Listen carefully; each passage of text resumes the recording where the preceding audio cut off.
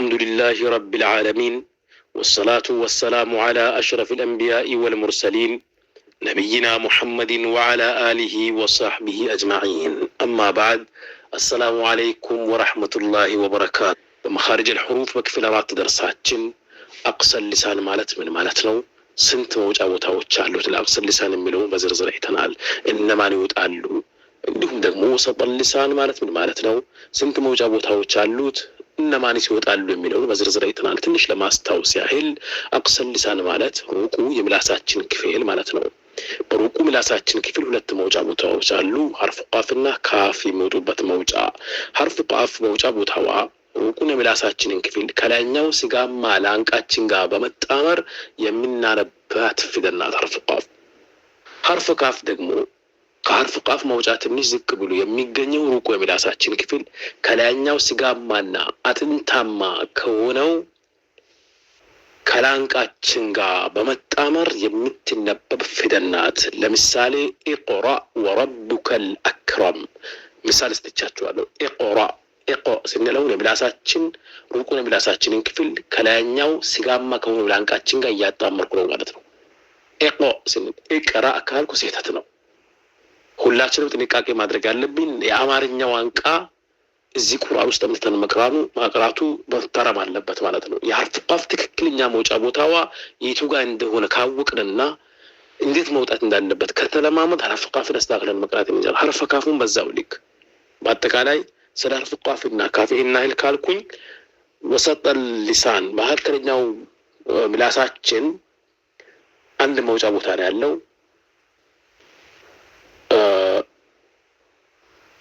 እነሱም መካከለኛውን የምላሳችንን ክፍል ከላይኛው አጥንታማ ላንቃችን ጋር በማጣመር የሚነበቡ ፊደላቶች ናቸው ሐርፍ ጂም ሐርፍ ሺንና ሐርፍ ያ ይህንን በዝርዝር አይተናል የዛሬው ደርሳችን የሚሆነው ሐፈተ ሊሳን ነው ሐፈተ ሊሳን ማለት ሁለቱ የምላሳችን ጎኖች ማለት ነው ሐፈተ ሊሳን በሐፈተ ሊሳን በሁለቱ ምላሳችን ጎኖች ስንት መውጫ ቦታዎች አሉ ከተባለ ሁለት መውጫ ቦታዎች አሉ እነሱም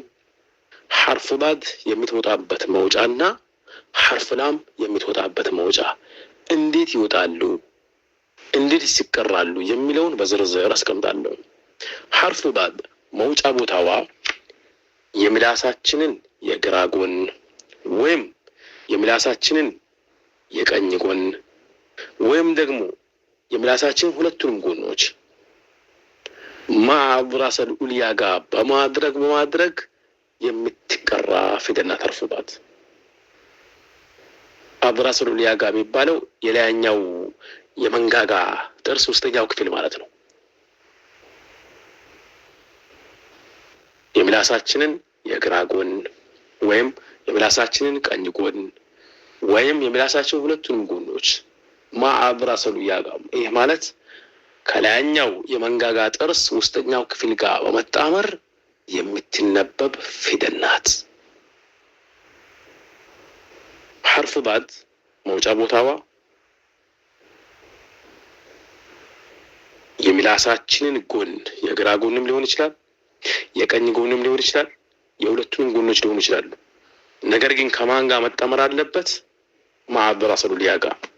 የማለት ከላይኛው የመንጋጋ ጥርሳችን ጋር በመጣመር የምትነበብ ፊደል ናት ኢማሙ ኢብኑ አልጀዘሪ ረህመቱላህ ዐለይሂ ሲል ሐርፍ ባድ ሲናገሩ ሐርፍ ባድ እጅግ በጣም ስትቀራ ከሌሎች ፊደሎች የምታስቸግር ፊደል ብለዋታል ሐርፍ ባድ ብዙ ጊዜ ለብዙዎቻችን አስቸጋሪ ናት ሐርፍ ባድን እንቀራለን ያን ሐርፍ ዳል የምንቀራበት ጊዜ ሁሉ አለ ስለዚህ መውጫ ቦታዋን በትክክል ካወቅን እንዴት እንደምትቀራ ከተለማመድን ሐርፍ ባድን በቀላሉ መረዳትና ማንበብ እንችላለን ማለት ነው ምሳሌ ሰጣችኋለሁ ሐርፍ ባድን በፈትሐ በደማ እንዲሁም በስኩን ስትቀራ ደግሞ የበለጠ በትክክል የቱ ጋር እንደምትወጣ ያው ግልጽ ይሆናል ማለት ነው በፈትሐም ስትቀራ እንደዛው ግልጽ ነው እሺ ሱረቱል ፊል ሁለተኛው አያ ألم يجعل كيدهم في تضليل في تضليل سنين حرف ضاد يملا ساتشين قون يقرا قون ويم يقني قون ويم دم هلتهم قونوش ما عبر أصل بيها كلانياو يمنغاغا ترساتشين قابا متامر نو متكررو مالتنو يهنين ياموالا مهون مشاعر اللبت بضم أنا بفتح لك على سورة الفاتحة مجرشة هنا غير المغضوب عليهم ولا الضالين غير المغضوب بزو كاروች حرف ضاد ሲቀሯት የሚላሳቸውን የግራ ጎን ከላይኛው የመንጋጋ ጥርስ ጋር ማጣመር ነው ገርና ሳህሉ ይሄ ነው በግራጉ በቀኝ ጎንም በሁለቱም ጎኖች መቅራት ይቻላል ግን ለብዙዎች ገርና ሳህል የሚሆነው የግራ ምላስን የግራ ጎን ከአብራ ሰሉሊያ ጋር ወይም ከላይኛው የመንጋጋ ጥርሳችን ጋር በማጣመር ስናነብ ነው በትክክል ሳህል የሚሆነው በቀኝ መቅራት ይቻላል በሁለቱም ጎኖቻችን ምላሳችን ጎን ማድራ ሰሉሊያ ጋር ያጣመርን መቅራትና መለማመድ ይቻላል ስለዚህ حرف ضادን በሱኩኑን ቀርጬ ያሳየዋችሁ በፈትሐ በደማም ቀርጬ ያሳየዋችሁ ምሳሌ ألم يجعل كيدهم في تضليل كان سيتدل في تضليل كان حرف ضاد نطرالچ አንዱ ሁለተኛ መውጫው ቦታ ወደ ምላሳችን ጫፍ ከላይኛው ላንቃችን ጋር ተገናኘው ያያችሁ መውጫው ምን ሆነ ያው ወደ ምላሳችን ጫፍ መጣ ማለት ስለዚህ መውጫዋ ግን ወደ ምላሳችን ጎን ከሄደ حرف ضاد ራሱ ትቀራ አትነጥርም ብዙ ተማሪዎች حرف ضادን ሲቀሩ ትነጥርባቸዋለች ለምንድን ነው የምትነጥረው ከተባለ መውጫው ወደ ምላስ ጫፍ ስለሚያመጡት ነው ልክ እንደ حرف ዳል እንዴት ነው የምትወጣው ቀጣይ እናያለን እንደ حرف ዳል መውጫ ቦታው ወደ ምላሳችን ጫፍ ሲያመጡት حرف ዳል ስትቀራ ትነጥራለች ቦታዋን ጠብቀን እንቀራ ማለት ነው حرف ዳልን ቦታዋን ጠብቀን መቅራት ከፈለግን በምላሳችን ጎን ከአብራ ሰሉላ ከላይኛው መንጋጋችን ከመንጋጋ ጥርሳችን ጋር በማጣመር ከተለማመድ ነው እንዴት መቀራት እንዳለበት በቀላሉ መገንዘብ እንችላለን ማለት ነው ألم يجعل كيدهم في تضليل حرف ضاد በዚህ መልኩ እየቀራን መለማመድ ያስፈልጋል እሺ حرف لام መውጫ ቦታው የት ነው حرف لام ልክ እንደ حرف ضاد የምላሳችንን ጎን የግራ ጎንም ሊሆን ይችላል የቀኝ ጎንም ሊሆን ይችላል ሁለቱም ጎኖች ሊሆኑ ይችላል ግን ከማን ጋር በማጣመር ነው የምትወጣው ነው ከማን ጋር ነው የምትወጣው ከላይኛው የፊት ላን በፍደናት ማ حرف لام የምላሳችን የግራ ጎን ወይም የቀኝ ጎን ወይም ሁለቱንም ጎኖች ከላይኛው ላንቃችን ጋር በመጣመር የምትነበብ ፊደልናት ማለት ነው حرف ضادስ የምላሳችንን ጎን የግራም የቀኝ ሁለቱንም ጎኖች ሊሆኑ ይችላሉ ግን مع أضراس الأولياء ከላይኛው የመንጋጋ ጥርሳችን ውስጠኛው ክፍል ጋር መጣመር ነው حرف ضاد حرف لام ግን የምላሳችንን ጎን የግራውንም የቀኙንም ጎን ይሁን ሁለቱንም ጎኖች ይሁን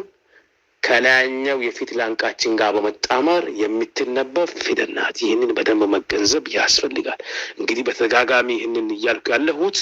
እንዴት እንደሚቀሩ ሁላችንም ከወዲሁ መገንዘብ ስላለብን ነው ማለት ነው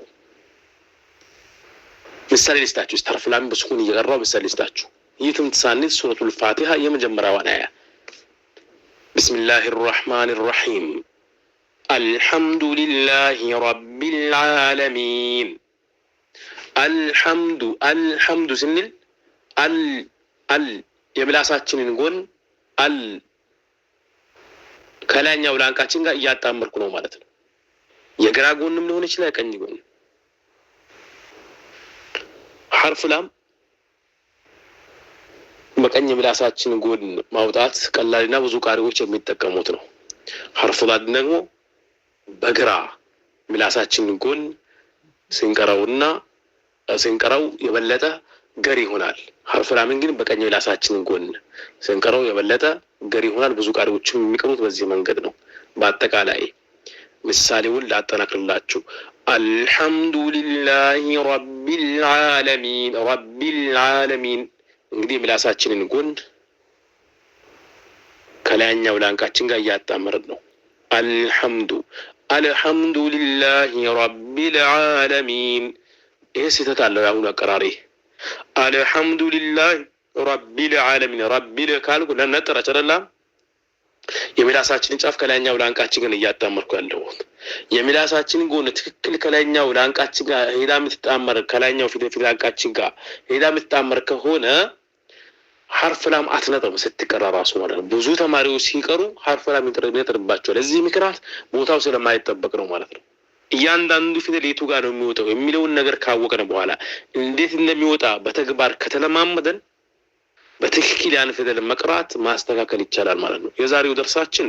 ስለ ሐርፍ ላምና ስለ ሐርፍ ዳድ መውጫ ቦታዎች በዝርዝር ያየነበት ነው። ቀጣይ በአላህ ፍቃድ ጠረፋይ ሊሳን በምላሳችን ጫፍ የሚወጡ ፊደላቶች እነማን ናቸው? ስንት መውጫ ቦታዎች አሉ? እነማን ይወጣሉ? እንዴት የሚለውን በዝርዝር እናያለን። ወሰላሙ አለይኩም ወራህመቱላሂ ወበረካቱሁ።